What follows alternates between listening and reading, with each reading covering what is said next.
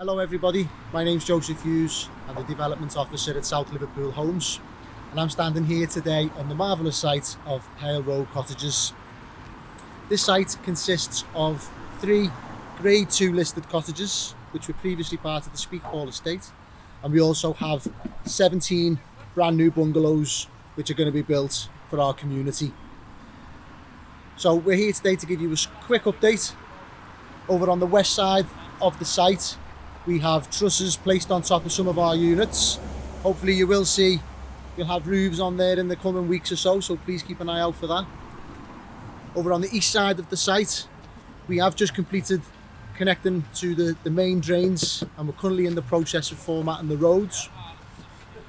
And then in terms of the cottages, we have just completed the successful soft strip, working in partnership with the conservation officer to ensure that we are following conservation regulations. Thanks very much for checking this out. If you'd like to keep updated, please visit the website or also check our social media platforms.